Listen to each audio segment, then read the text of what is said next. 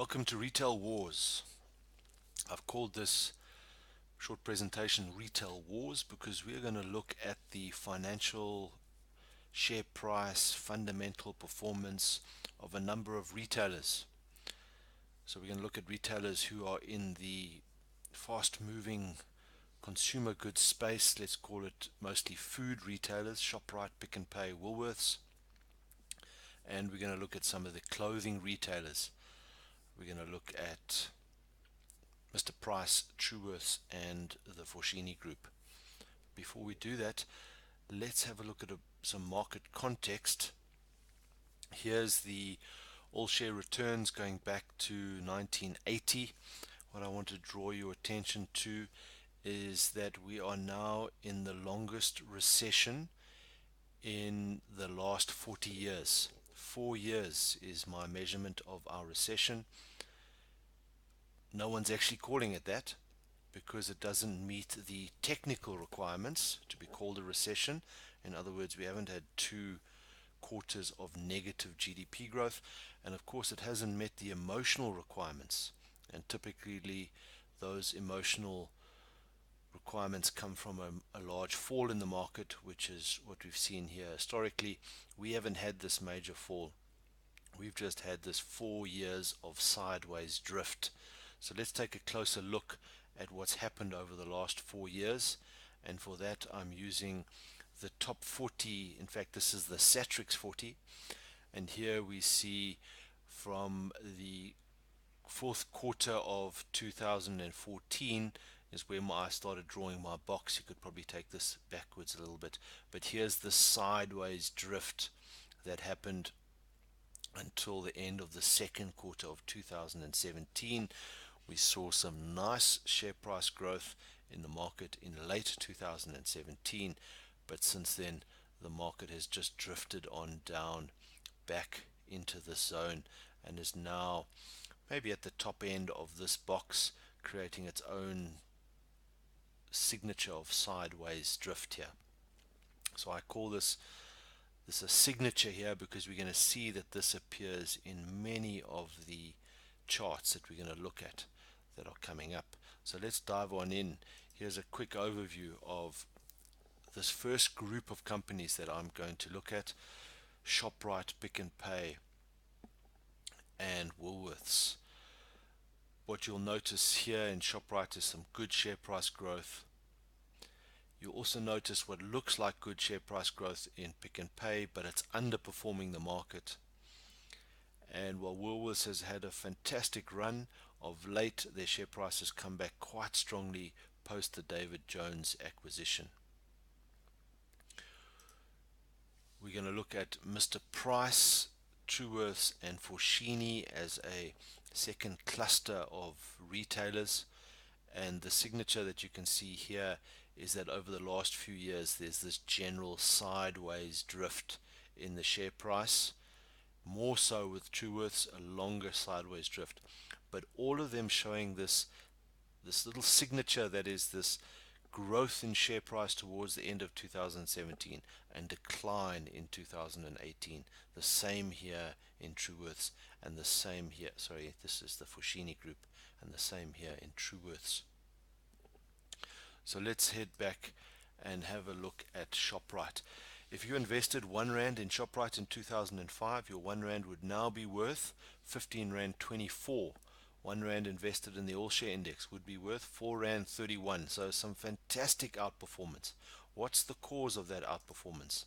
Well, we can see double-digit growth here for the last 5 years, not quite in 2017, but certainly some good growth here through 13 to 16. Sales growing from 92 billion to 141 billion, but most importantly, if we come down here to the profit after tax margin, that's the one that really interests me the most here, is some very consistent profit after tax returns over all of these years. I don't have the 2012 results, they would be hidden behind here, but what you will notice in 2012, there was a significant drop in returns. They were up in the mid 30%, coming down to the 20s. We've seen it very consistent here around the early 20s. However, the decline that happened in 2013, going back to the share price chart, was the major expansion into Africa that where capital was raised in 2012, and this expansion has been happening over these last few years, and certainly in 16 and 17 the share price has shown some good returns that are coming out of those investments. So even though the returns haven't got back up to the 30%, they've been very consistent. This is creating value, and it seems to be inspiring some confidence in shareholders. And we hope that this little growth and decline in share price here will be the start of something that will be a new high, and hopefully we will see some growth coming out of ShopRite in this share price as soon as, well, you tell me, as soon as when. Let's go on to Pick n Pay. 1 Rand invested in Pick n Pay in 2005 would now be worth 3 Rand 25. You would have been better off investing in the market and getting 4 Rand 31 return. This is the share price here as of the 30th of July 2018. So Mr. Price has been an underperformer in the market for the last 10 years, if not longer. Why is it underperforming? Well, I think the obvious answer to that is their profit margins here. We see these margins here at 0.9%, although they've been going up lately. They're now worked their way up to 1.6%. If we compare this back to ShopRite's profit margins here at 3.9% and very consistent, you might say underperforming on a profitability basis. However, look at these returns. These returns are improving. Back here at less than 20%, going up to 26, 29, 33. So this increase in returns is a positive sign for Pick n Pay, and is probably the reason for this increase in share prices here over the last 5 years or so. So maybe some signs that Pick n Pay is getting their story together and might come back and compete in a more in a stronger way against ShopRite. So let's head on down and look at Woolworths. So of course Woolworths is in the apparel and the food industry, so maybe not really fair to incorporate them with these other two, but nevertheless they're often compared as because of their food retail component. So if you invested 1 Rand in Woolworths in 2005, gee, that would have got up to a value of 10 Rand 82 mid 2015, but there's been a sharp decline in that share price and those returns, now at 5 Rand 46 returns. So that's better than the all share index, but clearly you can see this underperformance in the share price that's happened over the last, let's call it 2.5 years, since they made the acquisition of David Jones in 2015. So if we look into their financial results, you will see, looking at their returns, 38% here back in 2013, and here's the sharp decline going down to 22 and 16% returns in 2016. So it's very normal that we see this decline in returns shortly after a company makes a large acquisition, and the reason for these decline in returns is the value of these assets that come onto the balance sheet here, where we measure operating profit against the net assets. If you look at the profitability of Woolworths, we'll see that the profitability here at the operating profit level has been increasing. So that's a good outcome. We see at the profit after tax, these profits are also increasing. So since June of 2015, when they made their acquisitions, 5.5%, we had this decline in profitability, mostly brought about because of this interest expense through the funding of the David Jones acquisition. But these profit margins have returned and grown to higher than their previous levels here. So really some good performance. And we're seeing an increase in 2017 in this return on invested capital. So fundamentally, Woolworths doing well, but in the market there's a sentiment there that is not doesn't look very healthy, and this share price doesn't look like it's turning around in a hurry. It's looking like it's heading south. Let's see. Maybe now's the time, although I would like to see this trending back up and putting in a series of higher highs before I go diving into the Woolies shares again. So that leaves our food retailers mostly. Let's dive on here into Mr. Price. R1 invested in Mr. Price in 2005 would now be worth 19 Rand 88. That's probably our best performer, certainly even better than ShopRite. If we go back to our ShopRite share price here, that was getting up to 15 Rand 24 based on our R1 investment. So Mr. Price, seemingly the best performer in the retail space, in the, let's call it, affordable clothing space. The share price here as of the 30th of July 2018, 227, and obviously a clear outperformer of the market. So why is it outperforming? Well, let's come here, look at the return on invested capital, and we see these numbers in the 40s. Although, what's happened here, 2016 and 2017, sharp decline, down to 29, let's call that 30%. So that's 11% decline in the returns over those 2 years. What's causing that? Here's the problem. Operating profit margins going from 17% down to 15% in 2017. So clearly their margins are being squeezed, and that's why their returns are declining. So what can Mr. Price do about that? Well, I guess it's a tough retail space, and part of the problem was they had a festive season in the 2016 year, so that's their 2017 year-end results, where they saw no growth in their retails, in their turnover levels, and increasing expenses. So I suspect that a better 2017 festive season, those results aren't in my database, would result in some improvements in these returns, and that certainly may have resulted in what we saw here in late 2017, this growth. This decline in 2018 just seems to be a market-related issue that is happening in all of these businesses at the moment.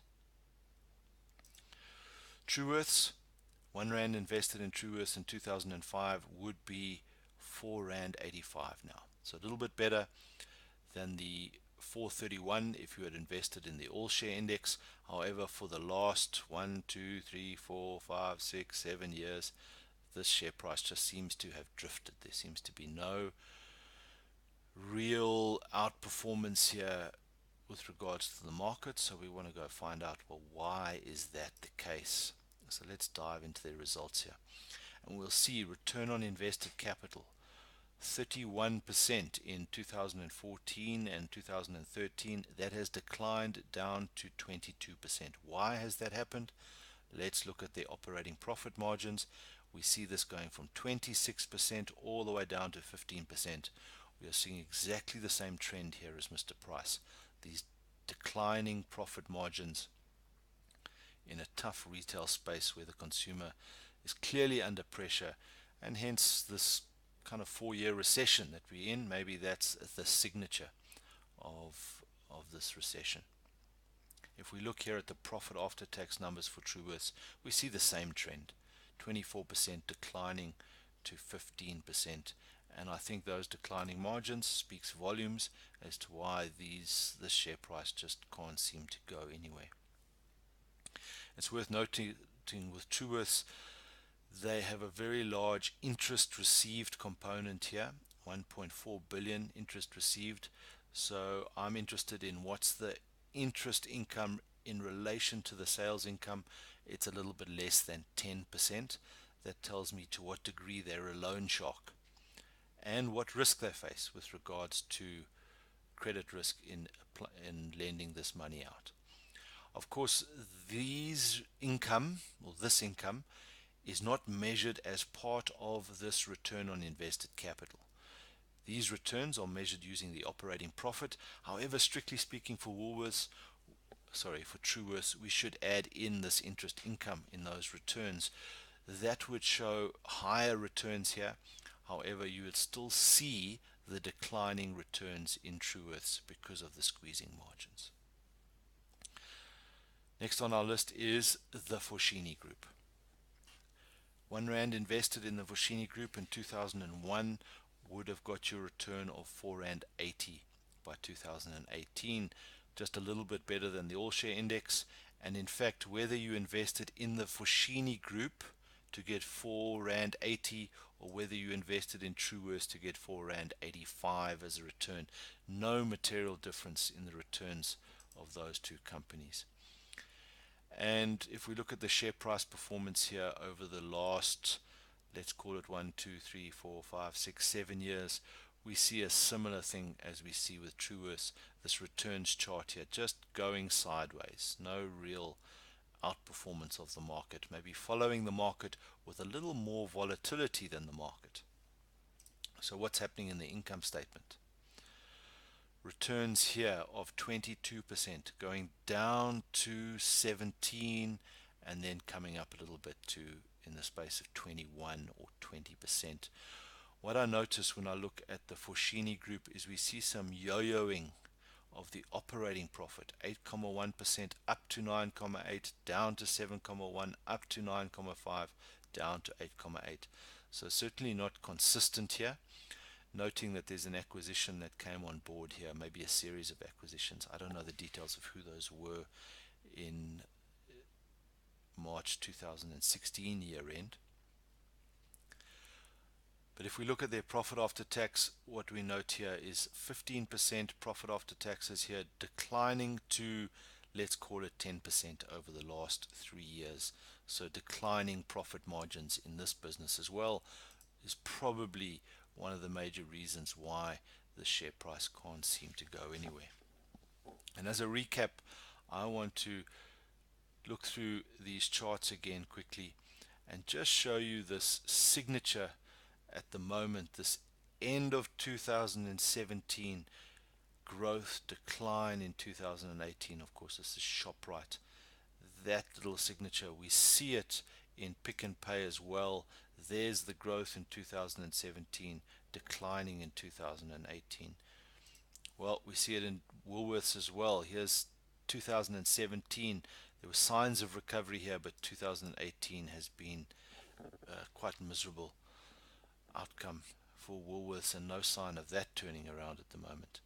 If we look at Mr. Price, this was looking fantastic here, a higher high in their share price in late 2017, and here's this backward drift again in 2018. In Truworths, late 2017 looking really good. It seems to be there's a whole lot of resistance up here. It just can't get past this R100. It's fallen down to 79 Rand.